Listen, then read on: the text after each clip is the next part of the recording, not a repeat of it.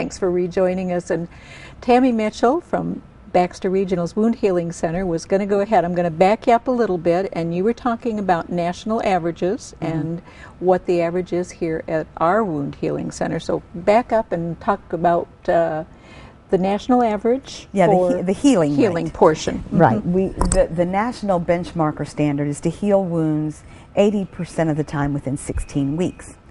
16 weeks sounds like a really long time, but like we talked about the gentleman that had a wound for 40 years, 16 weeks would have been nothing to him. So for a chronic wound, 16 weeks is very good. But at Baxter, we do that 93.2% of the time. Oh, congratulations. I had no idea. That's a marvelous number. That's great. And we monitor that number. So we look at it all the time. Your success rate is so far above the national average. Yes. Yeah, that's great, Tammy. Yeah, we're really proud of that. Right, to get that out, though, we'll get that out in some advertising. Those are great numbers. Yeah, and our patients and the public and other physicians need to know those numbers too, because it is a specialty area. Yes. It is an area where we have additional training, additional expertise, and we want to complement primary care or other special care. Right. And that's what we want to do, and I think we do a really good job of that. Well, with those kind of numbers, they do speak for themselves. And just a couple of things to point out too to folks as a novice, as a non-clinical person, and I've had the pleasure and the honor of going over and seeing the hyperbaric chambers, talking to patients that were kind enough to let themselves be interviewed, and the business of the claustrophobia and most all of that is non-existent once you're actually there. The chamber itself being being it's clear acrylic, so you can see the entire room. You can watch TV while you're in there. You have someone right next to you at all times. At all times. So if there's any of those particular areas that you've been hesitating about going, and if you have a wound that needs some attention, or you have, as you were mentioning about some of these perhaps side effects that have followed other procedures, don't hesitate to pick up the phone and give Tammy and her staff a call. So, and I think when we talked about the hyperbaric chamber being clear and the whole room is visible. They're in a large room, so it gives a nice effect of openness. And if patients are fearful of that, talk to one of our physicians and our hyperbaric nurse who is very informative and goes over every minute detail of that. And let us help work through that, because it is a minimal issue, very minimal. Minimal. I thought it would be a really large issue, but once I got a little more educated, thanks to Tammy and her staff, found out that it really is that. It's just a minimal type thing. It's just a little glitch, a little bump in the road to get over. And I find it amazing that it's oxygen. Compressed oxygen is what can heal your body so well. I know. When someone has diabetes, see if you can help us out here. And neuropathy is, I believe, what it's called when it's your leg. Neuropathy is pain from poor circulation in your leg. Okay. Small vessel disease. Okay. The small vessels. All right. The capillaries. I don't mean to jump in there. No, please. The capillaries, the small vessels, when the blood vessels, wind through their systems and they come out to the capillary beds, and then blood is exchanged. Oxygen is exchanged at that level. The blood is then carried back to the heart, where it's reoxygenated in the lungs and then back out. So for diabetics, one of the side effects of just having diabetes, small vessel disease, those vessels kind of narrow even further, they call it stenosis. They kind of narrow, and blood flow is much less.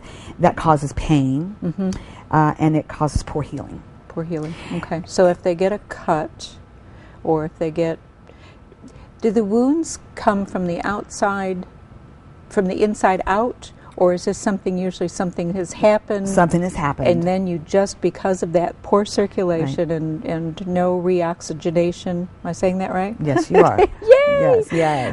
That you are then, you're not capable of having that wound heal until you, in fact, reoxygenate. And there's a lot of things, of things to do about that. When we talk about hyperbarics, of all the patients we see, about 5% of our patient population goes into hyperbaric oxygen therapy. So so there are other things as well. And for a patient who comes in with a non-healing area on their lower extremity, their leg or their foot, and we say lower extremity because the area farthest from the heart are the least likely to heal. Okay. When you have compromised circulation. So the legs or the feet is what you see.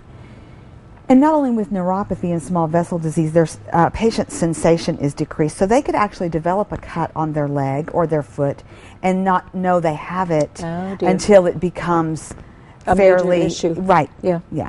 So when they come in to see the doctor, not only are we treating the wound, and one of my favorite sayings is, we don't treat just the hole in the patient, we treat the whole patient. I like that. Yeah, I like that too. So a lot of investigation on why the wound isn't healing. And when you know circulation is a problem, there are things that can be done to recirculate, to optimize circulation so that wound healing can occur. So there are lots of things that our physicians do for our patients that promote the healing process. What would some of the things be that a patient could do? You'd said that when they come in, there'd be some nutrition is one. Nutrition. Okay. Teaching about the disease process itself, teaching the patient ways to take care of that. Okay, right. In there. Keeping those blood sugars under control if it is diabetes. If it is non-diabetic and it's related to circulation only, then maybe doing some studies, some additional studies to look and see where is the circulation compromised and why, and can that be fixed with a minimally invasive procedure.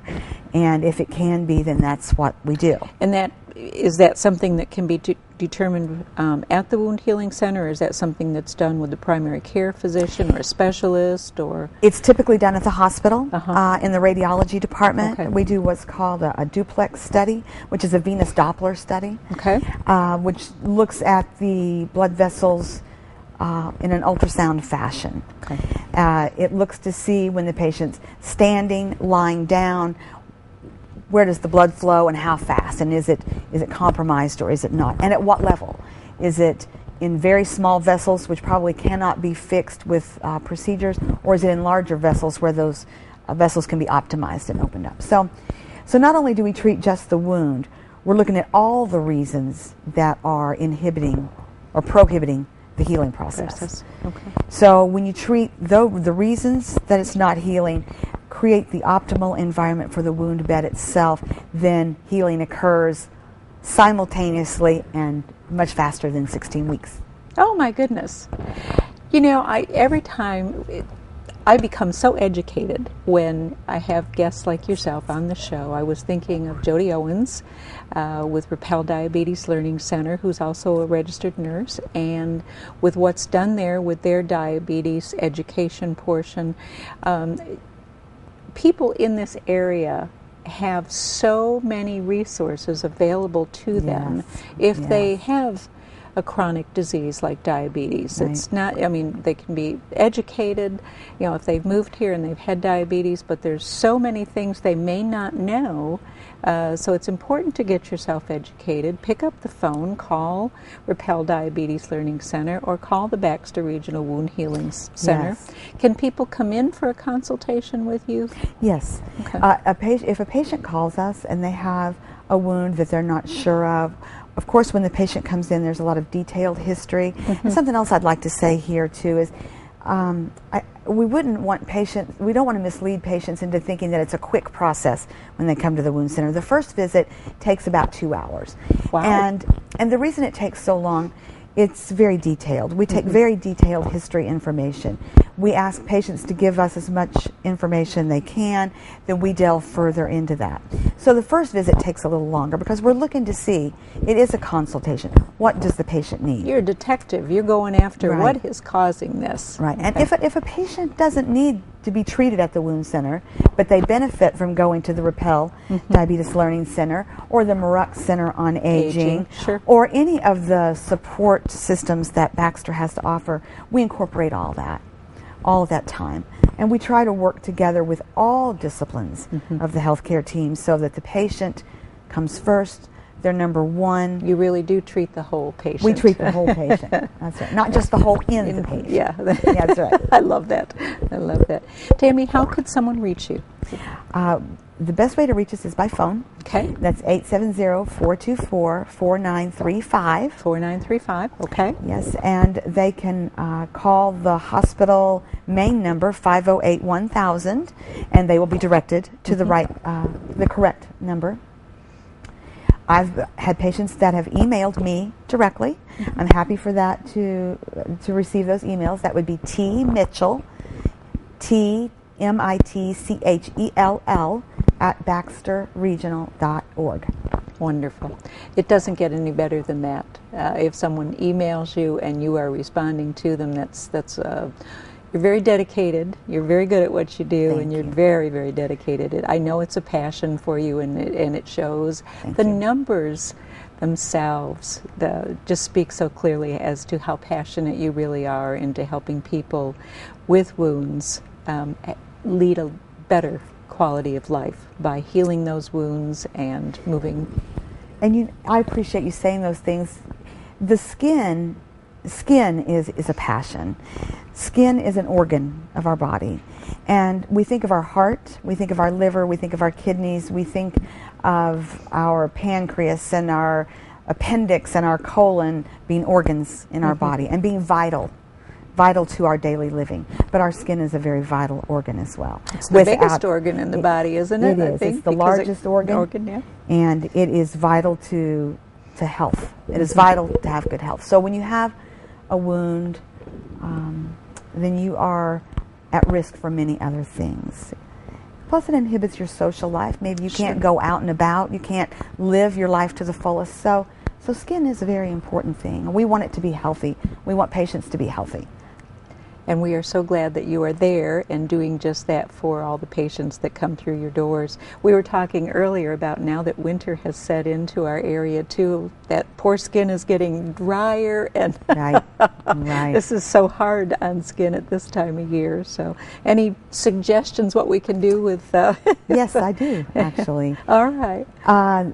The skin, I use the analogy of a mechanic in the cold winter working on an engine in a car, and they reach in and out and their poor knuckles are so skinned and they're so dry. So because of extreme dryness or extreme moisture, but for this time of year extreme dryness. The tensile strength of the skin is diminished. So by keeping the proper moisture balance to the skin, you actually increase the tensile strength, which means the skin can withstand more force before it tears, before it breaks. Okay. So that is really, really a key factor in your skin, is keeping the proper moisture balance. So moisturize, moisturize, moisturize. Keep putting the hand lotion on and the lip balm and on your knees and on your heels and on the bottom of your feet. And keep that skin healthy. Yes. Tammy, thank you so much for joining us today. It's Thank you for having me. Wonderful to have you on the show. Please join us again next time for BRMC's Healthy Connection. It's always a pleasure to help educate the community and to keep you healthy. Thanks so much for joining us. We'll see you again next week.